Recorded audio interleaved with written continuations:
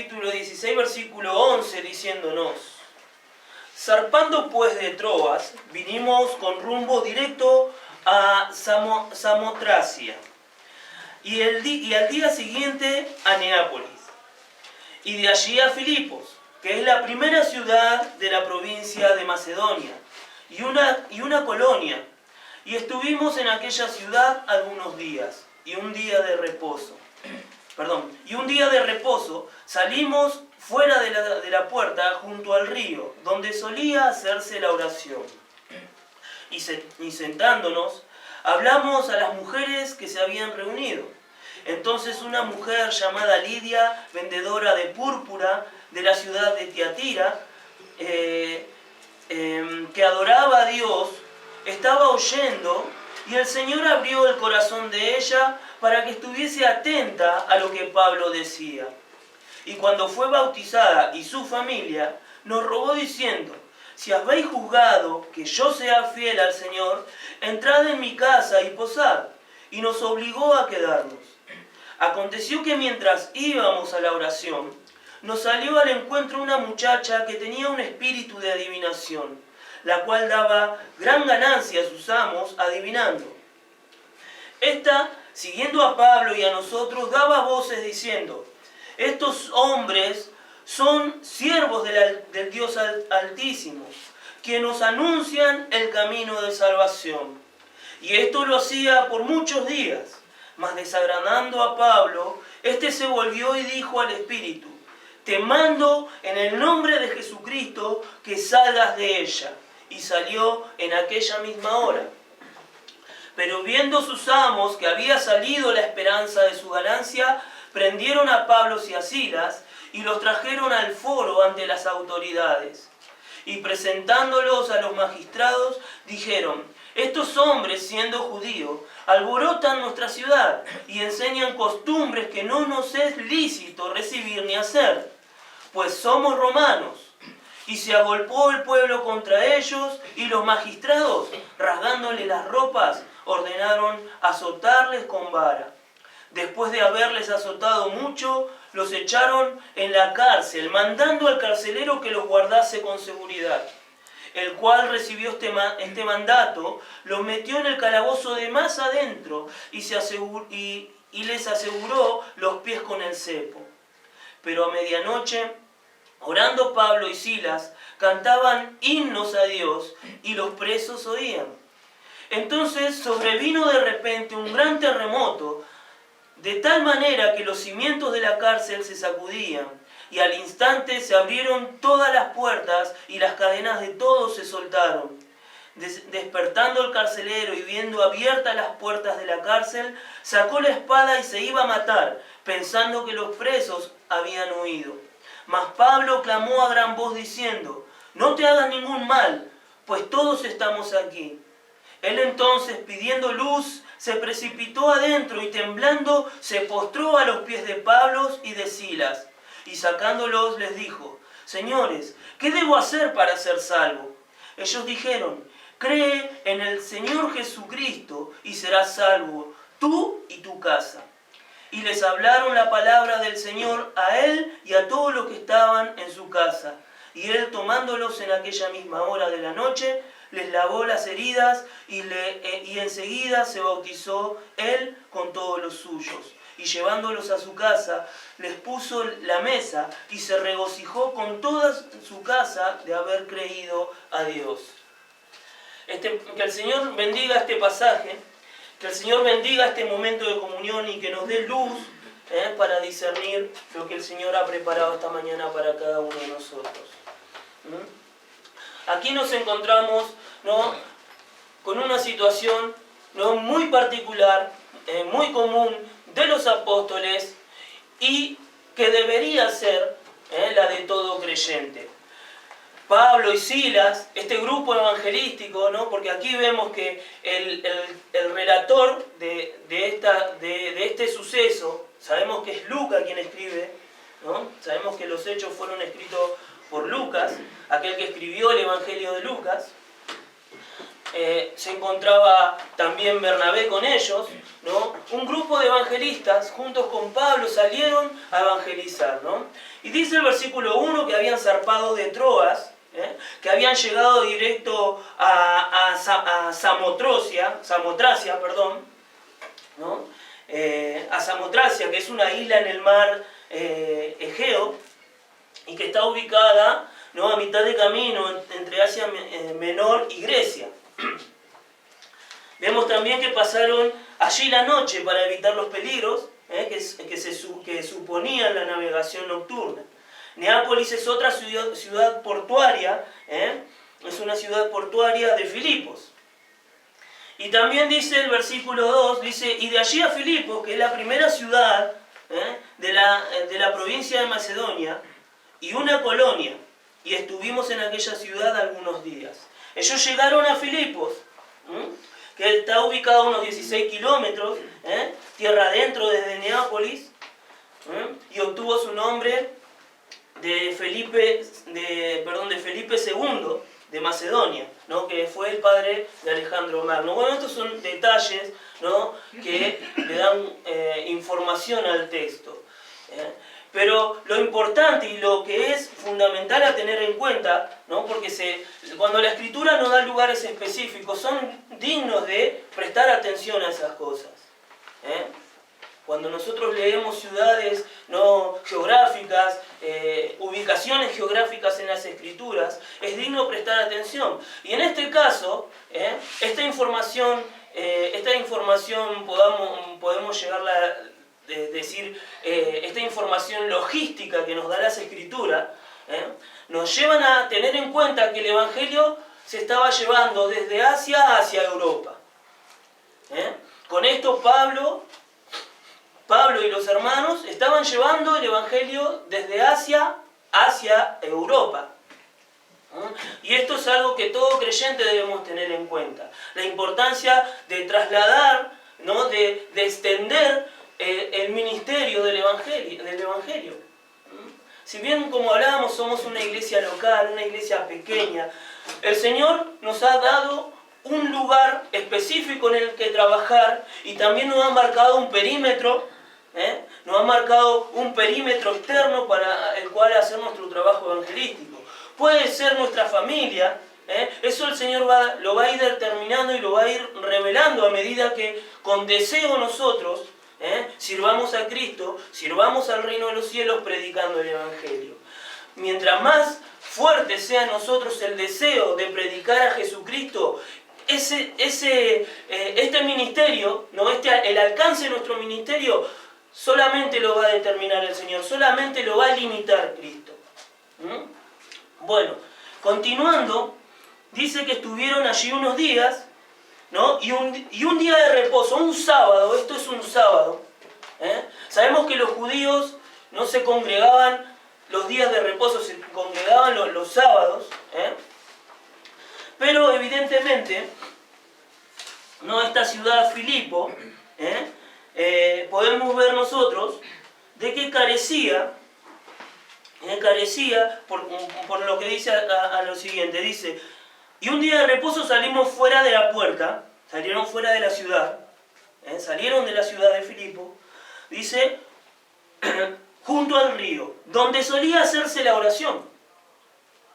Esa ciudad no tenía sinagoga, esa ciudad no contaba con los 10 hombres, padres, jefes de familia, que la ley mosaica demandaba para establecer una sinagoga. Y dice, el versículo 13 dice, salimos fuera de la puerta junto al río donde solía hacerse la oración, y sentándonos, esto es importante de prestar atención, y sentándonos, hablamos a las mujeres que se habían reunido. Esta parte del versículo es muy significativa y nos habla del hecho de que eran más celosas las mujeres, eran aquellas las que se reunían, ¿no?, saliendo fuera de la ciudad, junto al río, a orar, a escuchar la palabra, a citar las Escrituras, ¿no?, a estudiar la ley y los profetas. Y dice el versículo 14, y sentándonos, perdón, en el versículo 13 dice, y sentándonos hablamos a las mujeres. Los siervos de Cristo, Pablo y sus ministros, empezaron, ¿no?, a hablar con estas mujeres, a predicarle el Evangelio. Y dice el versículo 14, entonces una mujer llamada Lidia, vendedora de púrpura de la ciudad de Tiatira, que adoraba a Dios, estaba oyendo. Qué importante es esto, ¿no? Porque la Escritura, y siempre nosotros citamos, ¿no?, de que lo que Pablo dice, ¿no?, él dice en una de sus cartas, dice que aquel que invocar el nombre del Señor será salvo. Y nos habla, y esa porción de las Escrituras nos marca los detalles fundamentales, los pasos fundamentales para la conversión. Dice, aquel que invocar el nombre del Señor será salvo. Es necesario, fundamental. Y invocar, como dice la Escritura, no invocar el nombre del Señor. Pero ¿cómo van a invocar a aquel quien no conoce? Continúa diciendo Pablo. ¿Y cómo van a conocer de quién no les han hablado? ¿Y cómo le van a hablar si no hay quien les predique? ¿Y cómo le van a predicar si no les son enviados? Y dice que la fe es por el oír y oír la palabra de Dios. No, Pablo aquí y sus hermanos comenzaron a predicar el Evangelio, y dice que esta mujer estaba oyendo, y sucedió algo maravilloso de lo cual siempre hablamos. Sucede algo maravilloso que tiene que ver con la gracia salvadora de Dios. Dice el versículo 14, estaba oyendo y el Señor abrió su corazón. El Señor abrió el corazón de esa mujer. Y cuando el Señor abre nuestro corazón es con un propósito específico. Dice lo siguiente, dice, y el Señor abrió el corazón de ella para que estuviese atenta a lo que Pablo decía. Y lo que Pablo decía, lo que Pablo estaba diciendo, lo que Pablo estaba predicando era el Evangelio. En este pasaje no se puede despejar cualquier argumento que tenga que ver con la justificación personal, con las obras, ¿no?, que nos llevan a la salvación. Nos habla de la gracia, nos habla de la gracia salvadora de nuestro Señor. Nos habla de que es el Señor quien opera en el corazón de los hombres para que creamos. Él ha abierto nuestros corazones para que nosotros hoy escuchemos con gozo y mansedumbre y recibamos con mansedumbre su palabra en nuestros corazones. Es el Señor quien se ha apiadado de nosotros para obrar en nuestro corazón endurecido, para transformar nuestro corazón. Y cuando el Señor trabaja en nuestro corazón y permite, nos da esta oportunidad gloriosa y maravillosa de oír el Evangelio y no de escuchar. Porque yo muchas veces los reto a mis hijos, ¿no? Y le digo, ¿me estás oyendo? Sí, te estoy escuchando. Sí, el perro me escucha, pero no me entiende. Oíme, entendeme, interpretame. Y una cosa es escuchar y otra cosa muy diferente es oír. Y el Señor nos ha operado en nuestros corazones para que tengamos la oportunidad nuevamente, otro domingo, aquellos que nuevamente son exhortados a que reciban a Jesús como Señor y Salvador, a oír el Evangelio. Nuevamente, ¿no? Pero también podemos observar, y lo hablaba al principio, ¿no?, que yo aprovecho esta oportunidad que nos da las circunstancias. Porque hemos de tener un nuevo miembro en la congregación. El Señor, ¿no?, ha obrado en el corazón de Noelia. Y una de las cosas que hablaba con nuestra hermana Marcela, ¿no?, cómo son las cosas de Dios. También creo que se lo dije aquí, que cómo son las cosas del Señor, que Noelia nos visitó y nos está visitando hace muy poquito tiempo, y ya su corazón, ¿no?, el Señor obró en ella y respondió su corazón al llamado, ¿no?, de nuestro Señor, del Evangelio. Y sin embargo tenemos, ¿no?, a nuestros hijos, que están hace tantos años, casi desde que nacieron, y todavía aún sus corazones endurecidos al Evangelio. Aún así, rechazando la mano piadosa de nuestro Señor Jesús. Rechazan el señorío de Cristo. Pero el Señor ha obrado en el corazón de Noelia, como aquí vemos, ¿no?, que el Señor obró en esta mujer, ¿no?, llamada Lidia. Dice el versículo 15, y cuando fue bautizada, y fíjense, ¿no?, qué maravilloso, y qué consuelo que ha sido para mí, y qué consuelo ha sido para nuestra hermana Nena, ya con el Señor, que ella depositó siempre su confianza en las promesas de Dios. Y dice que esta mujer, ¿no?, el Señor obró en su corazón para que oyese el Evangelio, y dice que fue bautizada ella y su familia. Ella y toda su familia fue convertida. Se cumple lo que más adelante habíamos leído. Tú y tu casa serán salvos. Y dice en el versículo 15, ¿no?, que esta mujer inmediatamente de haber recibido a Cristo como Señor y Salvador, y esta es una exhortación para aquellos hermanos ociosos, inmediatamente que recibió a Cristo como Señor y Salvador, se puso al servicio de Cristo. Esto es otro de los aspectos fundamentales, de las señales, de las evidencias de una verdadera conversión.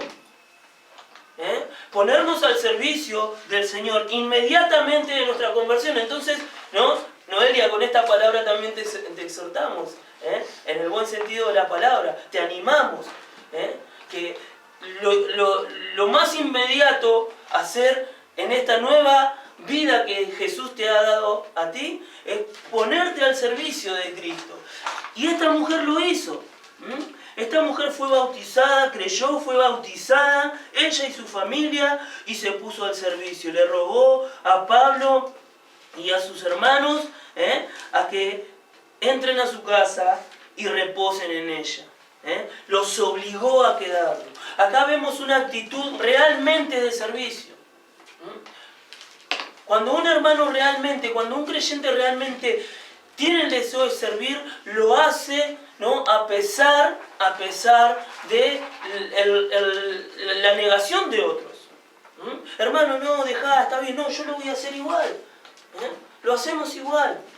Te ayudo en esto, te doy esto, llévate esto. ¿No? El deseo realmente, ¿no?, el deseo de servir, va más allá, muchas veces, ¿no?, de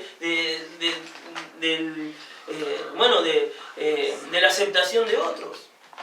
En este caso, ella tuvo que insistir.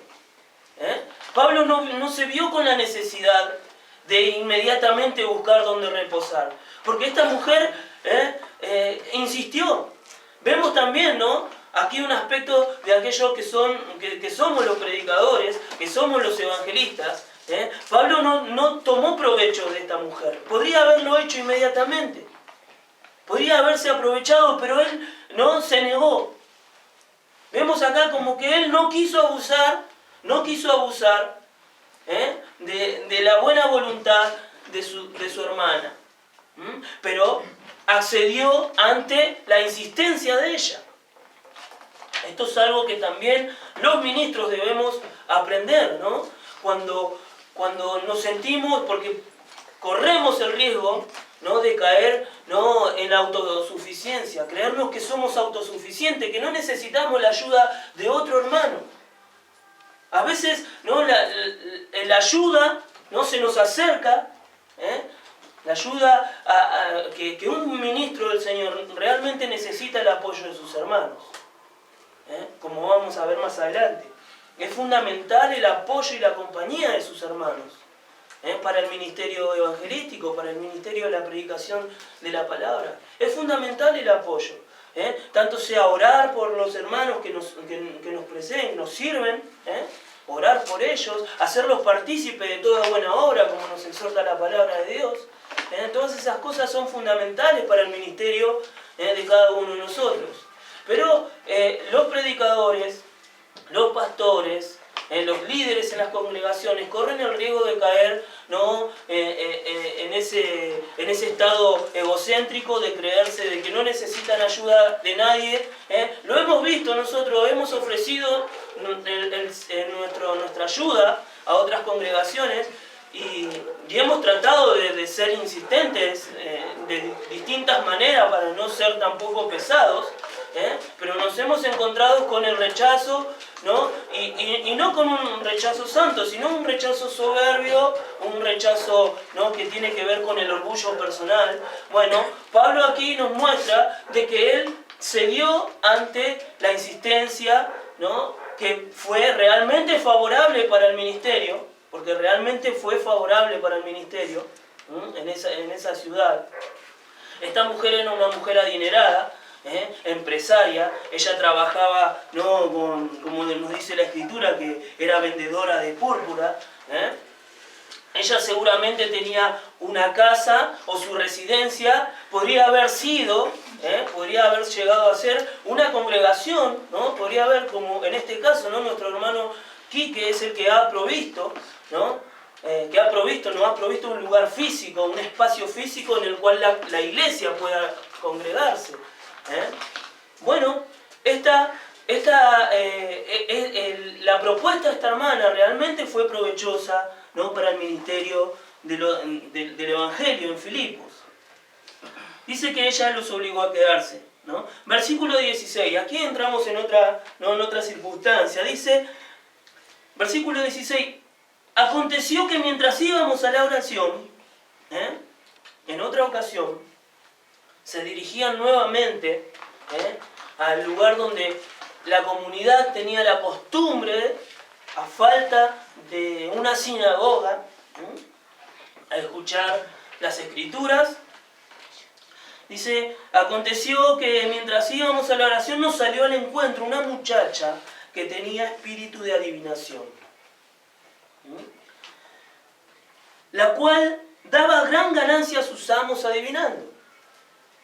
Aquí hablamos, y la escritura nos está refiriendo a una mujer que estaba poseída, o que era poseída por un espíritu, ¿no?, que invocaba a los espíritus, tratando de interpretar el futuro, ¿no?, como hoy sabemos de las curanderas, los astrólogos, ¿no? Esos serían, ¿no?, los paralelos modernos. Bueno, y dice que esta salió al encuentro de ellos.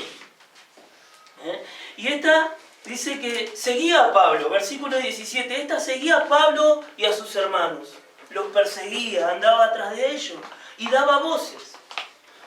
Esta expresión es gritaba, ¿no?, clamaba detrás de ellos, iba clamando, iba gritando, haciéndose notar, diciendo, estos hombres son siervos del Altísimo.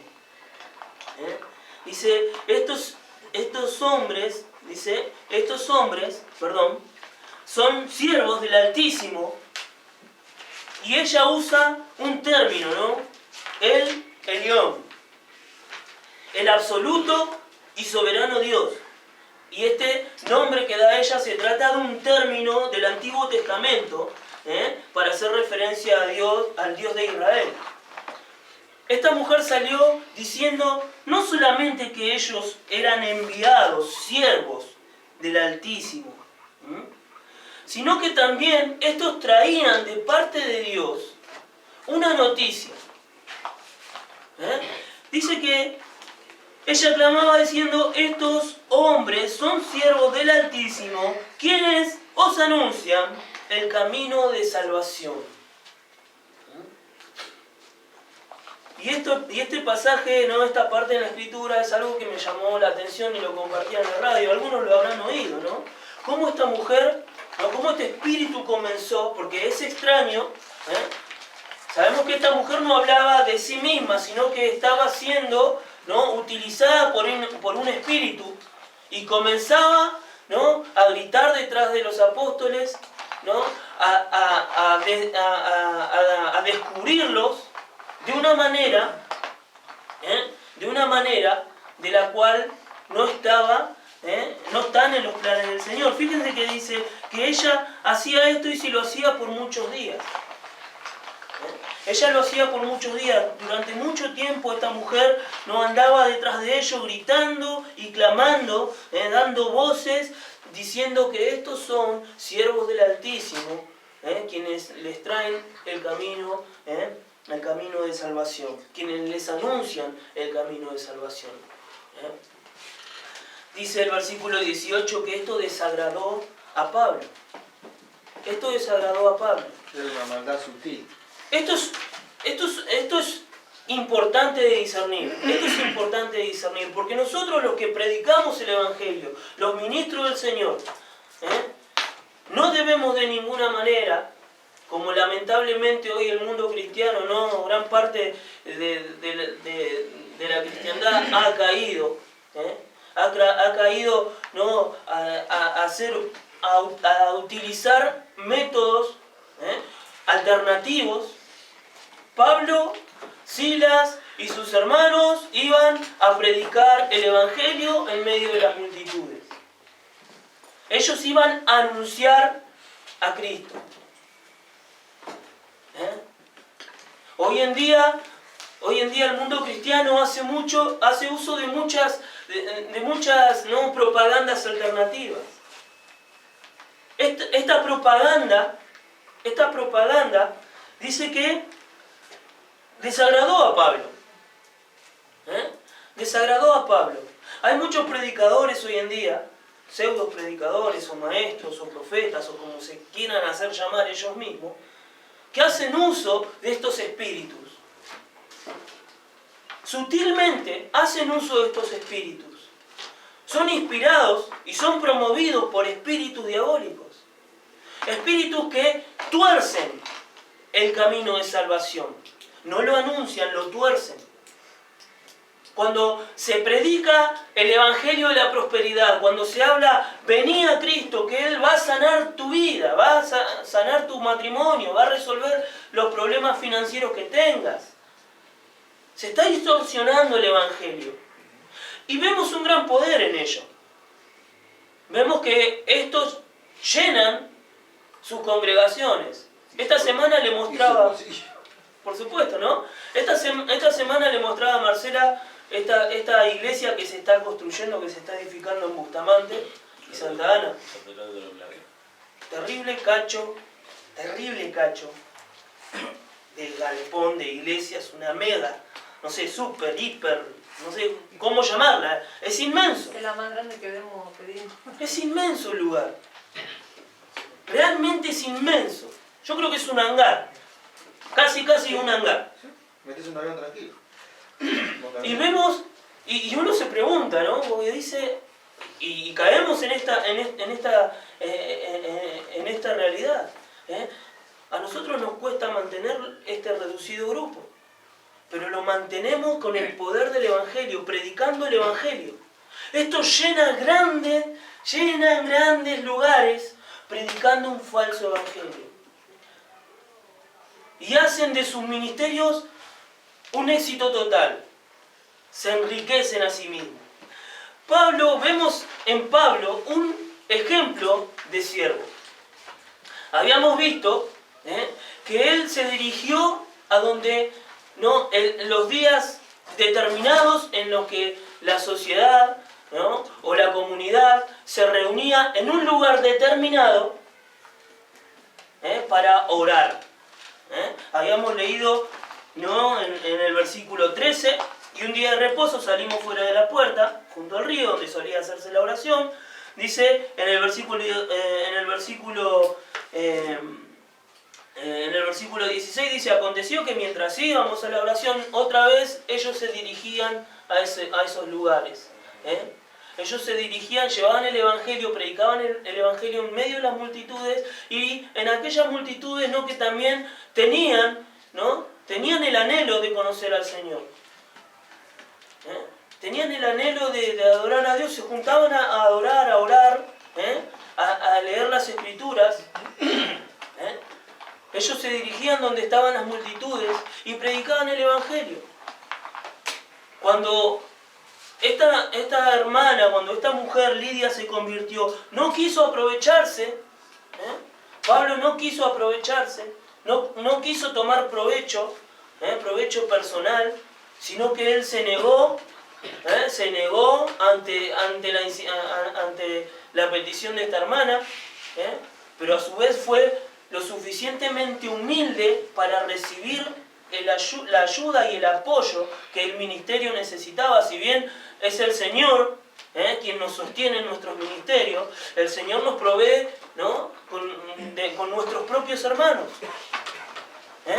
Fue sabio de Pablo aceptar la ayuda de esta hermana convertida. Y también fue sabio de Pablo rechazar la propaganda que este espíritu inmundo, que este espíritu diabólico le ofrecía. Él podría haber sacado mucho provecho, porque dice, versículo 18, y esto lo hacía por muchos días, mas desagradando a Pablo, este se volvió y dijo al espíritu: te mando en el nombre de Jesucristo que salgas de ella. Y salió en aquella misma hora. Pero viendo sus amos que había salido la esperanza de su ganancia, prendieron a Pablo y a Sila y lo trajeron al foro ante las autoridades. Esta muchacha, por medio de este espíritu que la poseía, daba mucha ganancia. Cuando la Escritura nos dice que daba mucha ganancia, cuando leemos que esta muchacha daba mucha ganancia, quiere decir que había mucha gente que se apoyaba y confiaba en las predicciones de esta muchacha, en las adivinaciones de esta muchacha, mejor dicho, de este espíritu que había en la muchacha. Los famosos pactos de hoy. Que hacen pactos. Esta muchacha era muy recurrida, muy tenida en cuenta por la sociedad, porque daba mucha ganancia. Hubiese sido provechoso, hubiese sido un atajo para conmover a las multitudes que podrían haber utilizado los apóstoles. Una muchacha tenida en cuenta, que la descubran, alguien que diga son... Justificarlo. ¿Qué mejor propaganda? ¿Qué mejor propaganda que esa? Esa es la iglesia que realmente predican el Evangelio. Vayan allá, que allá van a ser edificados. Allá van a... ¿Qué mejor propaganda que esa? ¿Qué mejor propaganda que esa? Pero vemos que esto desagradó a Pablo. No son los caminos que debemos tomar, hermanos. Siempre estamos nosotros señalando el hecho de que esta congregación han venido muchos, y así como vinieron muchos, se fueron. Porque no resistieron el Evangelio. Porque no venían en busca de Cristo. No había en ellos, no había en ellos una compungión. No había una necesidad de Dios en ellos. Sino que sus necesidades eran aún vanas. No se habían dado cuenta, no habían llegado al momento crucial que el Señor los pone para que entiendan de que necesitan de Cristo. No habían llegado a ser. Y hablábamos en la semana, ¿no? Estuve con nuestro hermano Jorge. Y hablábamos de una situación, ¿no?, que nos lleva al hecho de que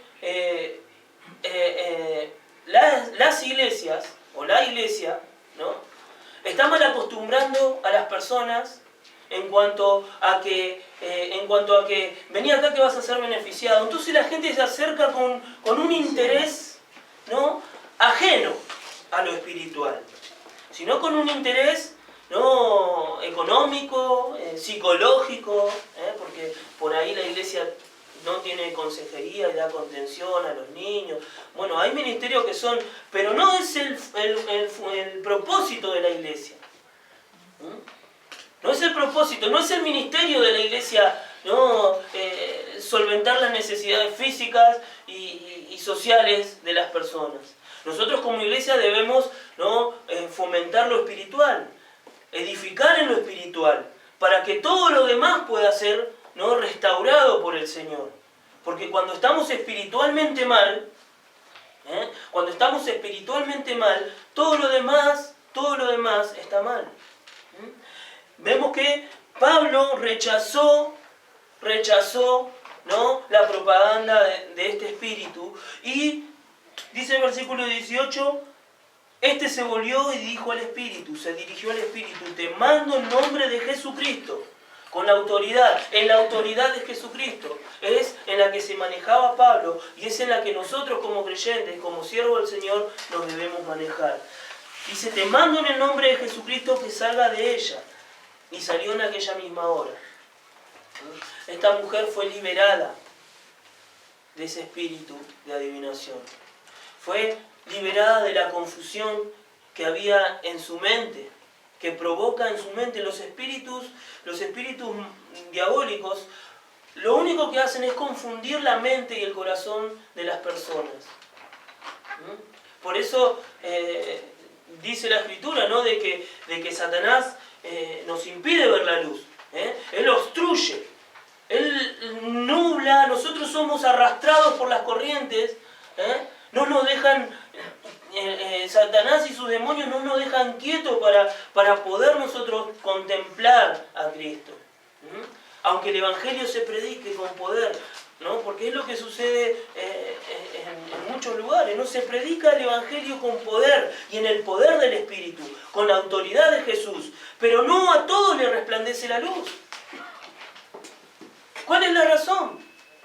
Son los espíritus, es Satanás, que ciega, ¿no?, y entorpece el entendimiento.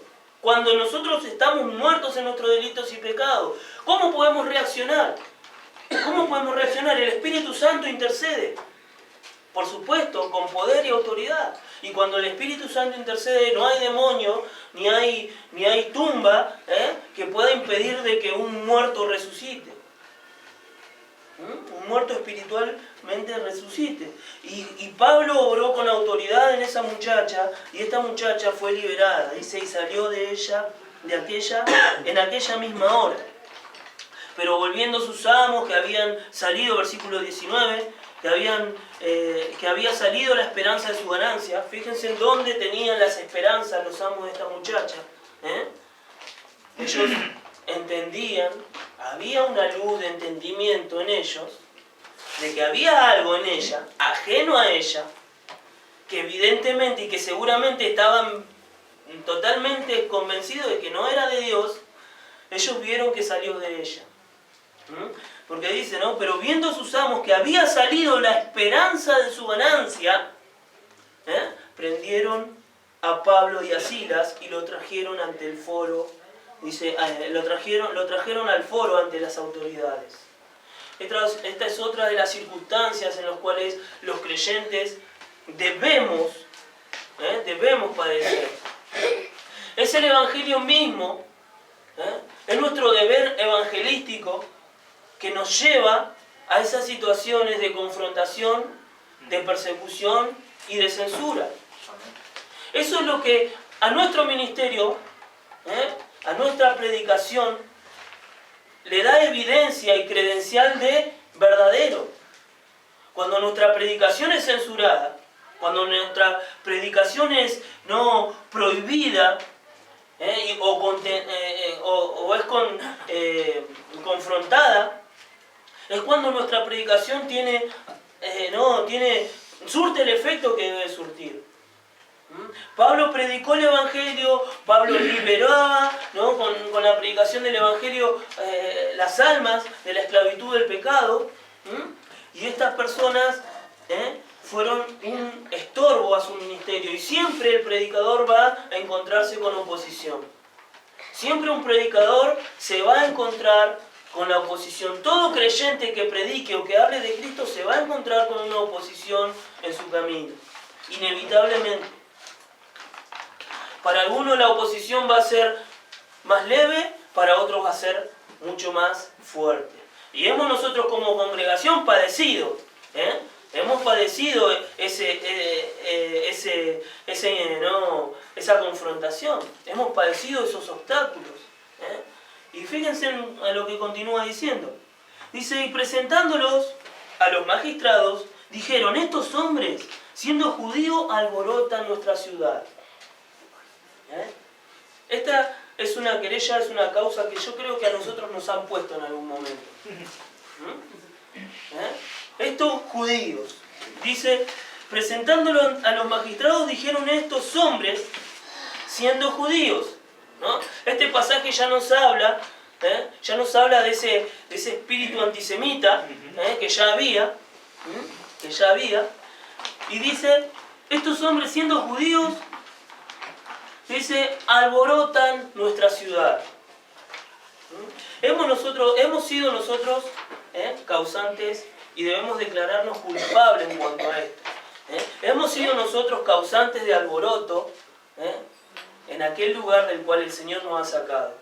Para la gloria del Señor, hemos causado el alboroto que seguramente Pablo y Silas y aquellos grandes varones del Señor causaron en el transcurso de su ministerio.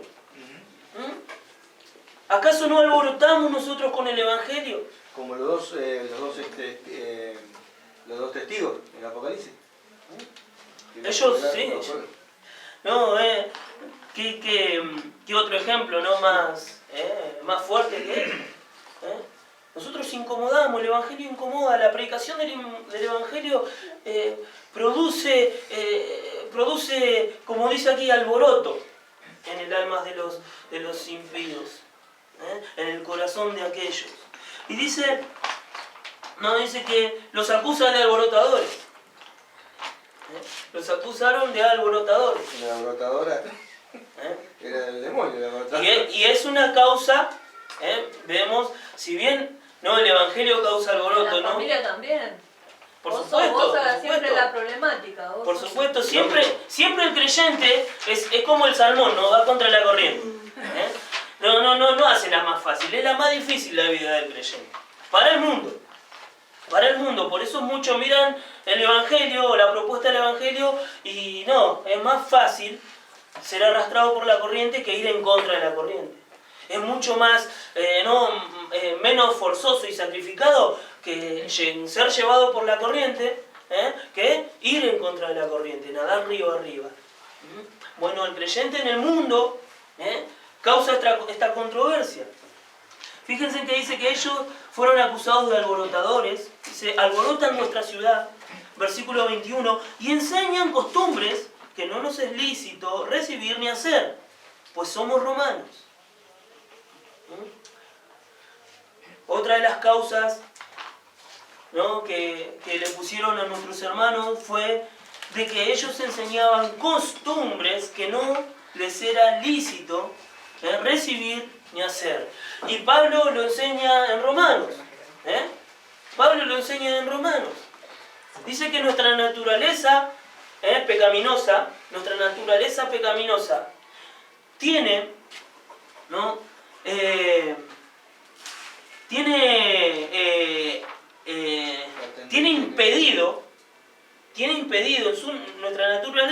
impedido recibir y hacer la voluntad de Dios. Porque Pablo en Romanos 8:7 dice que la naturaleza pecaminosa no puede, no quiere ni puede, sujetarse, obedecer a los mandamientos, a la ley de Dios. Es imposible que nuestra naturaleza pecaminosa reciba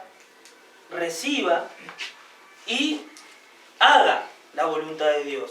Es por eso que el Señor lo primero que hace, como vimos en la primera conversión de este pasaje, por eso es imperativo de que el Señor primero no opere, haga una intervención quirúrgica en nuestra alma. Y cambie, como dice el profeta, cambie nuestro corazón. Cambie, nos dé una nueva naturaleza, para que podamos ser liberados de esas cadenas que nos impedían recibir y hacer la voluntad de Dios. Esta mujer Lidia, dice que Dios, el Señor, abrió el corazón de ella para que estuviese atenta a lo que Pablo decía. ¿Y qué hizo? No solamente lo recibió, sino que obedeció. ¿Qué hizo? Dice que después fue bautizada. Dice que fue bautizada. Y cuando fue bautizada, ella recibió y obedeció e hizo. ¿Por qué lo hizo? Porque primeramente el Señor operó en sus corazones. Acá vemos un caso totalmente contrario, en el cual el Señor no había intervenido. Dice que estos decían, enseñan costumbres que no nos es lícito hacer, recibir ni hacer, pues somos romanos. Bueno, los romanos eran muy liberales en cuanto a muchas cosas, y aún en cuanto a la religión. Ellos permitían, por supuesto que había religiones que estaban prohibidas, y que eran penalizadas, pero ellos permitían que el libre culto, que puedas adorar a quien a vos se te ocurra adorar, pero que dentro de tu creencia o de tu adoración esté el emperador, ¿no? Como Dios número uno. Claro. Entonces el Evangelio destruye totalmente ese tipo de adoración o de creencias. El Evangelio destruye eso. Ya no es más mi familia y Dios, es Dios primero. Ya no es más mi trabajo y Dios. No, es Dios primeramente. No puede haber otro no puede haber ninguno, ni sobre ni bajo el Señor. Es a Él a quien debemos amar con toda nuestra mente, con todo nuestro corazón, con toda nuestra alma, con toda nuestra fuerza. Es a Él a quien debemos amar. Es a Él a quien debemos amar. Continúa diciendo, ¿no? Dice el versículo 22, y se agolpó el pueblo contra ellos, y los magistrados, rasgándole las ropas, ordenaron azotarles con varas. Vemos en este episodio, no solamente falsas acusaciones, no solamente vemos falsas acusaciones, sino también vemos un veredicto injusto, un juicio inexistente. No hubo un juicio, no fue un juicio injusto, no hubo un juicio. Pablo y Silas, si bien habían más hermanos, decíamos que estaba Lucas y Bernabé. Lucas, por ejemplo, no era judío, él era gentil. Bernabé en parte lo era, pero ellos como judíos fueron, ¿no? Tanto Pablo como Silas, ellos fueron arrestados. Ellos fueron arrestados. Y dice que ellos no tuvieron el derecho de excusarse, de argumentar su postura o declarar, no tuvieron la oportunidad de defenderse ante el magistrado. Ellos fueron llevados, acusados y condenados. Y es así como muchas veces nuestro ministerio, nuestro ministerio, ¿no? Es de alguna manera, ¿no? El Satanás intenta destruir. Satanás quiere destabilizar emocionalmente al predicador. El Señor Jesucristo dijo, ¿no? Si al padre de familia lo llamaron Belcebú, ¿cuánto más a los de su casa? No podemos nosotros esperar menos como siervo del Señor. No podemos nosotros esperar menos. Debe ser nuestro objetivo como ministros de Cristo, ser semejantes a Él, no solamente en lo que tiene que ver con la hermosura, sino también con las partes de tristeza, las partes de aflicciones. Son las aflicciones las que nos asemejan más a Cristo que los momentos de paz en este mundo. Y de bendición. Son las aflicciones las que nos llevan a los pies del Señor, las que nos llevan a confiar en Cristo, las que nos llevan, ¿no? a depender de Él, a clamarle a Él. Dice que ellos fueron inmediatamente, ¿no? Los magistrados rasgaron las ropas y ordenaron azotarles con varas. Y Pablo habla en una de sus cartas, ¿no? De que él fue azotado muchas veces. Los azotes de los judíos, dice, por los judíos 39 veces menos 1. 39, son 39 latigazos, ¿no? Y en cambio la de los romanos, la de los gentiles, las varas, eran hasta que el verdugo se canse. Te daban hasta que se cansaban. Porque la misma escritura aquí nos dice, ordenaron azotarles con varas. Después de haberle azotado mucho, no dice poco, no, dice que le azotaron mucho. ellos fueron, ¿no?, golpeados con las varas hasta que el verdugo se cansó. Fueron azotados mucho. Dice, después de haberles azotado mucho, los echaron en la cárcel. Ellos fueron encarcelados. Ahí es donde comienza el verdadero evangelio, a padecer las aflicciones de Cristo. Cuando nuestro ministerio es llevado, como ha sido el ministerio de esta congregación, de aflicción en aflicción, ha sido censurado, hemos tenido nosotros que salirnos, el Señor nos ha sacado para que podamos nosotros crecer, Él ha librado nuestras cadenas, pero no sin antes habernos hecho padecer la censura, el desprecio, la marginación. Dice que ellos fueron encarcelados, ¿no? Les azotaron, dice, y les mandó al carcelero que los guardase con seguridad. El cual recibió este mandato, los metió en el calabozo de más adentro y les aseguró los pies con el cepo. Acá vemos cómo el mundo, cómo Satanás, y lo que para Satanás representa un verdadero siervo de Dios, representa un peligro, ¿no? Y representa, ¿no?,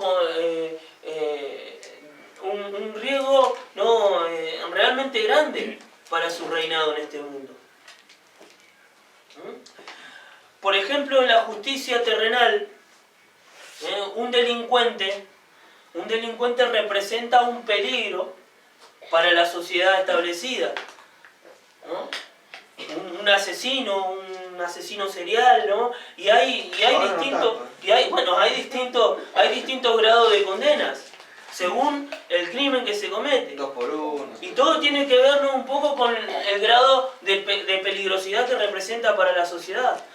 Pablo y Silas representaban, ¿no?, un peligro realmente grande para... Cárcel de máxima seguridad. Fueron condenados a cárcel de máxima seguridad. Dice que no solamente que lo azotaron, sino que lo metieron en el calabozo de más adentro, en el que estaba en el fondo, ¿no?, de la cárcel, el más oscuro, totalmente incomunicado. Y no solamente eso, porque dice que le mandó el carcelero que los guardase con seguridad. Este era un trato especial para los reos de máxima peligrosidad, ¿no? Y dice, el cual recibió este mandato y los metió en el calabozo de más adentro y les aseguró los pies con el cepo. El cepo producía, no solamente incomodidad, no solamente inmovilidad, sino también una incomodidad dolorosa, quienes eran puestos en el cepo.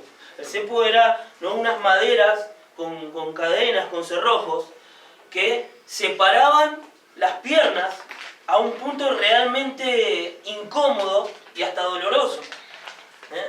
En el caso que se pudiesen soltar el cepo, les sería muy difícil o realmente complicado volver a tomar la postura, recuperar la fuerza y quitarse el dolor que eso generaba, ¿no?, en las caderas, en las ingles. Fíjense hasta qué punto y cómo Satanás intenta a los verdaderos predicadores mantener callados. ¿Recuerdan que habíamos estudiado sobre Josafat, la unión, ¿no?, la unión que siempre hablamos nosotros, el yugo desigual de Josafat y Acab, ¿no? Cuando Josafat, ¿no?, con celo del Señor, pide el consejo de Dios, de Jehová, para ver qué era la voluntad de Dios en cuanto a la guerra a la cual lo quería llevar Acab. Acab, ¿qué hace? Llama a sus 400 profetas, falsos profetas, poseídos por un demonio, engañador, mentiroso, por Satanás mismo, los cuales le declaraban victoria, ¿no? Y, sin embargo, ¿no?, Josafat pregunta si no había otro, y había un otro, el último, ¿no?, uno de los que quedaban de los profetas de Jehová. ¿Y dónde estaba ese? Estaba en el calabozo. Y lo tenía en el calabozo por una razón.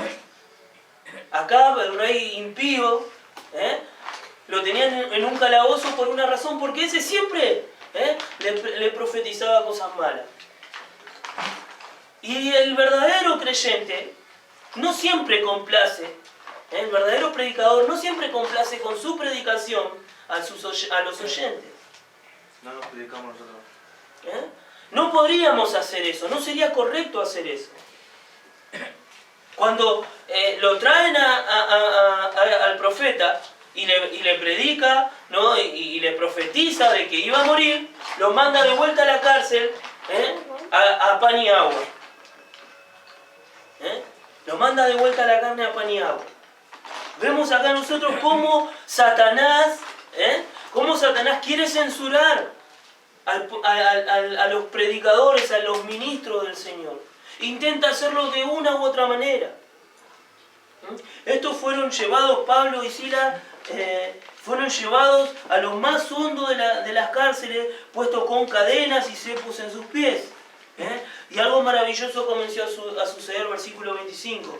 Pero a medianoche, orando Pablo y Silas, cantaban himnos a Dios y los presos oían. Al verdadero predicador, no solamente lo va a seguir las aflicciones y las aflicciones y las dificultades, sino que también el verdadero predicador, en el lugar en el que se encuentre, sea en aflicción, en paz o en gozo, el verdadero predicador va a predicar al Señor. Pablo y Silas predicaron el Evangelio en las cárceles. Ellos, estando en lo más profundo de la cárcel, tal vez estarían solos allá en el fondo. Pero también ese era un lugar ventajoso, le daba buena acústica, ¿no? Le daba buena acústica para que todos los presos oyesen cuando ellos oraban y cantaban himnos a Dios. Dice que los presos oían, ellos comenzaron a oír. Y yo pensaba en estas cosas. Nosotros estamos trabajando y dedicando de nuestro tiempo y de nuestro esfuerzo y de nuestro servicio al Señor en cuanto a lo que es la adoración. Y fíjense, ellos cantaban himnos al Señor, por supuesto que seguramente, como eran salmos, eran cantos que predicaban y que hablaban, y que glorificaban al Señor, que hablaban de las maravillas de Dios, como toda iglesia intenta exaltar mediante las alabanzas el nombre de Dios, el nombre de nuestro Señor Jesús, la obra de nuestro Señor Jesús. Las alabanzas que las iglesias tratamos nosotros de entonar tienen que hacernos meditar, llevarnos a un pensamiento, llevarnos a reflexionar en cuanto a nuestra condición, en cuanto a la misericordia de Dios, en cuanto a la ira de Dios, en cuanto al juicio, en cuanto a la salvación. Y ahí fue que empecé a comprender un poco más el significado y el alcance, el poder que hay en el ministerio de la adoración, porque también se predica el Evangelio. Se exalta al Señor como cualquier predicador detrás de un púlpito lo puede hacer. Se habla acerca de la salvación como cualquier predicador detrás de un púlpito lo puede hacer. Y yo pensaba en estas cosas, porque cuando fui a la visita a la radio, el hermano me decía, yo en este lugar me siento cómodo. Yo llego acá a la radio, me siento acá en la cabina y me encuentro mi lugar en el mundo. Y yo en cuanto a mi ministerio puedo decir lo mismo. Hoy estaba, que no podía quedarme quieto, tenía que ir al baño. Siempre me pasa lo mismo, siento cierto nerviosismo hasta que llego al momento que me paro detrás del púlpito. Ahí es donde me siento más cómodo, donde soy liberado del estrés que me provoca y que me demanda también el oficio o mejor dicho, la responsabilidad, la vocación que el Señor ha puesto en mi corazón. Pero también pensaba y digo, esto no debería ser así. Yo como predicador no puedo sentirme cómodo solamente detrás de un púlpito para predicar el Evangelio. Debemos nosotros como predicadores, como ministros del Señor, aprender a predicar, ¿no?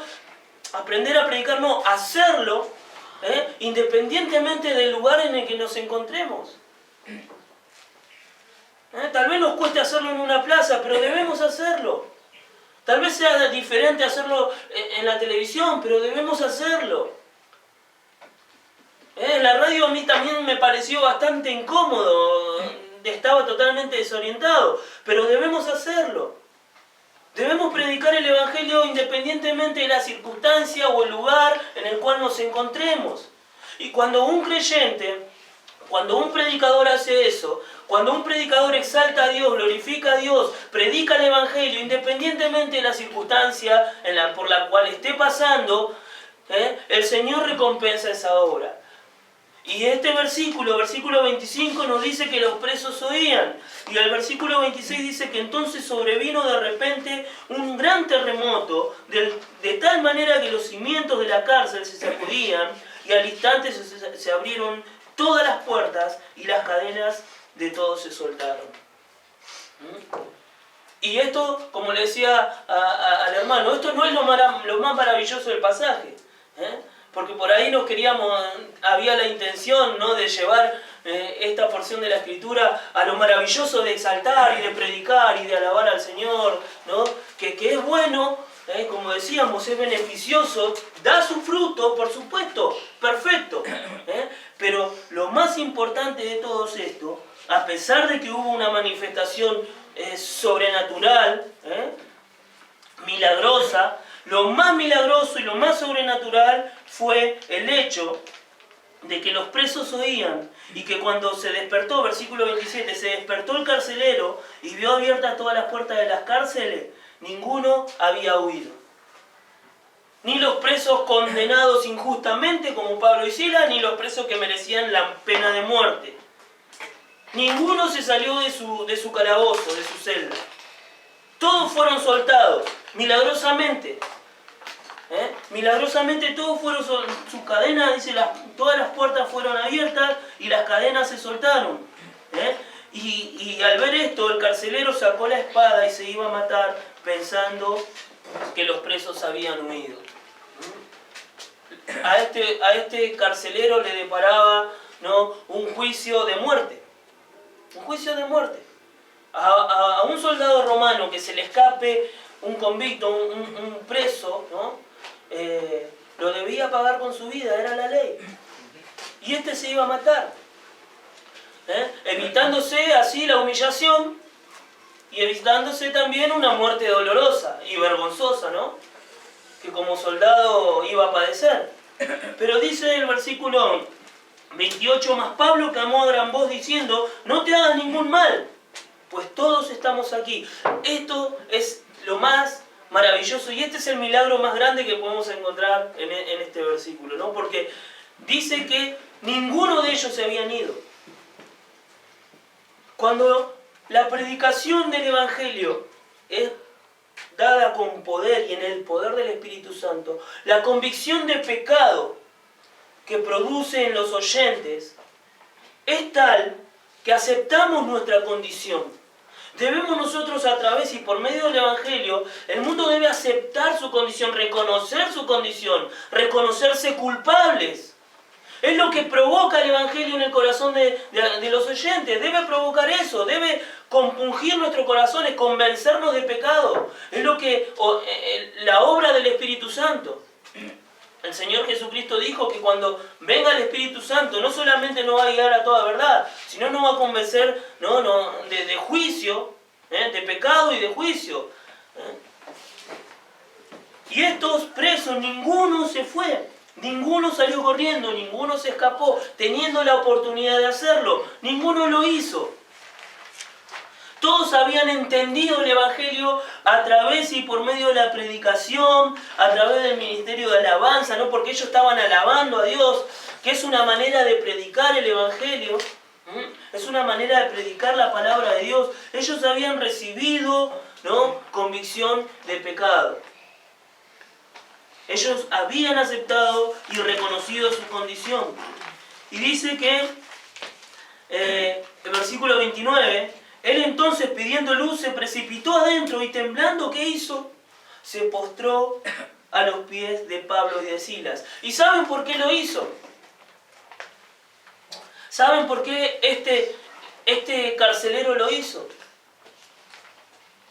Este carcelero, al igual que los presos, estuvo toda la noche oyendo, ¿no?, a los apóstoles cantando los himnos.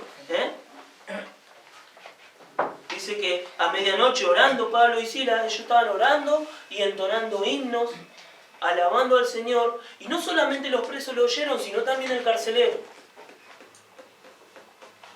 Pero él necesitaba una prueba más de todo esto. Y la prueba se le dio. La prueba se le dio porque no solamente fueron palabras vacías, sino que dieron frutos. Las palabras de Pablo y de Silas en ese calabozo, ¿no?, dieron fruto en el corazón de los presos. Ellos fueron convertidos a Cristo. Ellos se reconocieron pecadores y asumieron su condición y recibieron el señorío de Jesucristo. Entonces el carcelero, al oír de que ninguno se había ido, entendió de que lo que Pablo y Silas predicaban en ese calabozo, en esa cárcel, tenía poder. Tenía poder como para transformar las almas, para convencer al mundo de pecado. Este fue y se postró ante los pies, dice, de Pablo y de Silas. Y los sacó, versículo 30, y los sacó y les dijo: señores, ¿qué debo hacer para ser salvo? ¿No? Esta es la pregunta humana que siempre vamos a oír. ¿Qué es lo que tengo que hacer? ¿Qué es lo que tengo que hacer? Pablo le dice, ellos dijeron: cree en el Señor Jesús, cree en el Señor Jesucristo y serás salvo tú y tu casa. Recibir por fe a Jesús. La fe que es dada por la predicación de la palabra. La fe que ya había sido puesta en el corazón del carcelero, tanto como la de los presos, para creer y confiar en el señorío de Jesús. Es por eso que Pablo le dice: cree en el Señor Jesús y serás salvo. Pero esta promesa es tan maravillosa que no solamente se limita a nosotros, sino que se extiende la luz hacia nuestros hogares. Porque dice, cree en el Señor Jesucristo y serás salvo tú y tu casa. Hay esperanza de salvación para toda tu familia. Si recibís a Jesús como Señor y Salvador, hay esperanza de salvación para vos, para toda tu familia, para toda tu casa. Y es en esa esperanza, ¿no?, en la que vivimos y en la que andamos. Sabemos que el Señor ha de terminar la obra en aquello, ¿no?, que Él determinó que han de ser salvos, ¿no? Él es fiel, el que promete es fiel. Versículo 32. Y le hablaron la palabra del Señor a él y a todos los que estaban en su casa. Pablo llevó su ministerio, la predicación al hogar del carcelero, y no solamente le predicó a este hombre, sino a toda su familia. Dice versículo 34, y llevándolos a su casa, les puso la mesa y se regocijó con toda su familia de haber creído a Dios. El carcelero pudo regocijarse con su familia de haber creído en Dios. Es este el fruto de la predicación, la conversión de las almas. El fruto de la predicación es la conversión de las almas, pero de una predicación, ¿no?, que va más allá de las circunstancias en las que se encuentre. Porque al comienzo de este pasaje vemos que Pablo y Silas y sus hermanos llevaron el Evangelio a un grupo de personas que tenían la intención de adorar a Dios. Tenían la intención de acercarse a Dios y de conocer a ese Dios. Y el Señor, el poder, ¿no?, misericordioso del Señor, llevó al corazón de algunas de esas personas. Como en este caso, la de esta hermana Lidia, la vendedora de púrpura. Y no solamente a ella, sino que a través de ella y por medio de ella a toda su familia. Por eso decíamos que una predicación dada en cualquier circunstancia, en aquellas almas que están, ¿no?, con el anhelo de encontrarse con Dios, como en aquellas almas que estaban convictas por sus pecados en los calabozos, en la cárcel. Esas personas estaban ahí porque vivieron una vida totalmente ajena y en contra de la voluntad de Dios. Y ellos, a pesar de que la circunstancia era diferente, que el auditorio era diferente, que el corazón, ¿no?, de los que estaban ahí, como los que estaban orando independientemente fuera de Cristo, sin conocer a Cristo, eran de la misma condición, pero las circunstancias eran diferentes. Y Pablo y Silas tuvieron la oportunidad de ser el medio o la herramienta para la salvación no solamente de los presos, sino también de los centinelas, de los carceleros. La salvación es indiferente para cualquier persona. La salvación que Cristo la ha traído al mundo, independientemente, como hablábamos, de la condición social, independientemente de la condición familiar, de la condición de salud, independientemente de la condición intelectual que tenga. La salvación para todos es la misma. El único camino, no porque sea el camino verdadero simplemente, no, porque es el único camino a la salvación, el único camino a Dios es nuestro Señor Jesucristo.